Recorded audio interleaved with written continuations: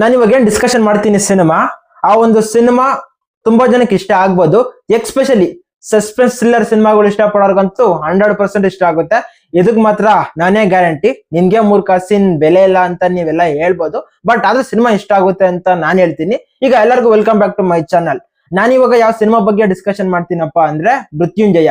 ಇದೊಂದು Telugu cinema recent ಆಗಿ release ಆಯ್ತು. ಈ ಸಿನಿಮಾದ ಎಕ್ಸ್ಪೀರಿಯನ್ಸ್ ಬಗ್ಗೆ ಮಾತಾಡ್ತಾ ಹೋಗೋಣ ಬನ್ನಿ. ಸಿನಿಮಾದ ಹೆಸರು ಬಂದ್ಬಿಟ್ಟು ಮೃತ್ಯುಂಜಯ. ಈ ಒಂದು ಸಿನಿಮಾದಲ್ಲಿ ಅನ್ಫಾರ್ಚುನೇಟ್ ಆಗಿ ಸಿಮಿಲರ್ ಟೈಪ್ ಅಲ್ಲಿ 2 ಕೊಲೆಗಳು ಆಗ್ತವೆ. ಆ ಕೊಲೆಗಳು ಹೆಂಗಾದ್ವು, ಏನಕ್ಕಾದ್ವು, ಯಾರು ಕೊಂದ್ರು, ಅವನ್ ಏನು ಕೊಲ್ತಾನೆ, ಈ ತರ ವಿಷಯಗಳನ್ನ ನಮ್ಮ ಹೀರೋ ಹುಡಿಕೊಂಡು ಹೋಗ್ತಾನೆ. ಆ ಒಂದು ಇನ್ವೆಸ್ಟಿಗೇಷನ್ ಅಲ್ಲಿ ಅವನು ಸಕ್ಸಸ್ ಆಗ್ತಾನೆ ಇಲ್ವೋ ಅನ್ನೋದೇ ಈ ಒಂದು ಸಿನಿಮಾದ ಮೇನ್ ಪ್ಲಾಟ್ ಲೈನ್. ಇದಕ್ಕಿಂತ ನಾನು ಜಾಸ್ತಿ ಪುಂಗೋದ್ರೆ ನಿಮ್ಗೆಲ್ಲ ಇಂಟ್ರೆಸ್ಟ್ ಹೊರಟೋಗುತ್ತೆ. ಸೊ ಸಿನಿಮಾನ ನೋಡಿ, ಅವಾಗ ಗ್ಯಾರಂಟಿ ಸಿನಿಮಾ ನಿಮ್ಗೆ ಇಷ್ಟ ಆಗುತ್ತೆ. ಈಗ ಸಿನಿಮಾದಲ್ಲಿರೋ ಒಂದು ಸ್ಕ್ರೀನ್ ಪ್ಲೇ, ಒಂದು ರೈಟಿಂಗ್ಸ್ ತುಂಬಾ ಅಟ್ರಾಕ್ಟಿವ್ ಆಗಿತ್ತು ನನಗೆ ಮಾತ್ರ. ಅದ್ರಲ್ಲೂ ಆ ಒಂದು ಸ್ಕ್ರೀನ್ ಪ್ಲೇ ತಗೊಂಡೋಗಿರೋ ರೀತಿ, ಸ್ಟಾರ್ಟಿಂಗ್ ಅಲ್ಲಿ ಎಮೋಷನ್ ವೇ ನಲ್ಲಿ ಆಗಿರ್ಬೋದು, ಆ ಒಂದು ವರ್ಲ್ಡ್ ಬಿಲ್ಡಿಂಗ್ ಗೆ ನಮ್ಮನ್ನ ಅಟ್ಯಾಚ್ ಮಾಡೋದು, ಆ ಒಂದು ಸಿನಿಮಾನ ಇಂಟ್ರೆಸ್ಟಿಂಗ್ ಆಗಿ ನೋಡೋ ತರ ಎಲಿಮೆಂಟ್ಸ್ ಗಳು ತುಂಬಾ ಚೆನ್ನಾಗಿ ಬರ್ಕೊಂಡಿದ್ದಾರೆ. ತುಂಬಾ ಎಲ್ಲ ಕನ್ವಿನ್ಸಿಂಗ್ ಆಗಿದಾವೆ. ಅಷ್ಟೇ ರೌಂಡ್ ರಿಯಲಿಸ್ಟಿಕ್ ಆಗಿ ಸಿನಿಮಾನ ಬರ್ಕೊಂಡಿದ್ದಾರೆ.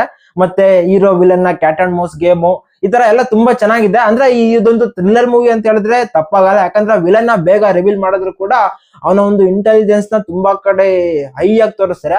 ಒಟ್ನಲ್ಲಿ ಒಂದು ಪರ್ಫೆಕ್ಟ್ ವಿಲನ್ ಕ್ಯಾರೆಕ್ಟರ್ ಡಿಸೈನ್ ಮಾಡಿದ್ದಾರೆ. ಅದಕ್ಕೆ ಸರಿಯಾಗಿರೋ ಹೀರೋನ ಇಲ್ಲಿ ಡಿಸೈನ್ ಮಾಡಿದ್ದಾರೆ. ಹಂಗಂತ ಹೇಳ್ಬಿಟ್ರೆ ನಮ್ಮ ಹೀರೋ ಇಲ್ಲಿ ಇನ್ವೆಸ್ಟಿಗೇಷನ್ ಆಫೀಸರು ಅಥವಾ ಪೊಲೀಸ್ ಆಫೀಸರು ಅಲ್ಲ, ಒಬ್ಬ ಪ್ರೆಸ್ ರಿಪೋರ್ಟರು.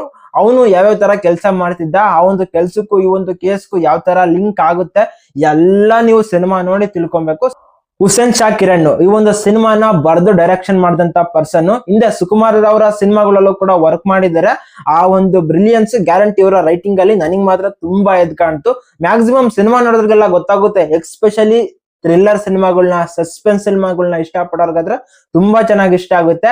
ಆ ಒಂದು ಕೀ ಡೀಟೇಲಿಂಗು ತುಂಬಾ ಅಟ್ರಾಕ್ಟಿವ್ ಆಗಿತ್ತು. ಈ ತರ ಸಿಮಿಲರ್ ಆಗಿರೋ ಬೇರೆ ಲ್ಯಾಂಗ್ವೇಜ್ ಸಿನಿಮಾಗಳೇನೋ ಇದಾವೇನೋ ಗೊತ್ತಿಲ್ಲ. ಯಾರಾದ್ರೂ ನೋಡಿದ್ರೆ ಸಿಮಿಲರ್ ಇರೋ ಸಿನಿಮಾಗಳು ಕಮೆಂಟ್ ನ ಮಾಡಿ ಕೆಳಗಡೆ.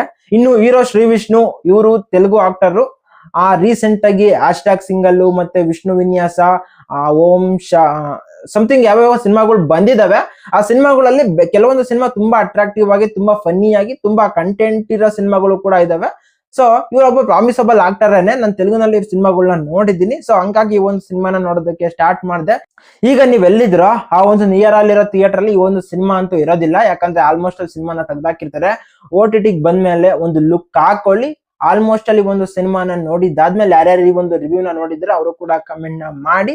ಒಟ್ನಲ್ಲಿ ನನ್ನ ಪ್ರಕಾರ ಇದೊಂದೊಳ್ಳೆ ಥ್ರಿಲ್ಲರ್ ಮೂವಿ, ನಿಮ್ಗೂ ಕೂಡ ಇಷ್ಟ ಆಗುತ್ತೆ ನನ್ನ ಪ್ರಕಾರ. ಸೊ ಸಿನಿಮಾ ನೋಡಿದ್ರೆ ನಿಮ್ ಎಕ್ಸ್ಪೀರಿಯನ್ಸ್ ಏನು ಅಂತ ಕಮೆಂಟ್ ಮಾಡಿ.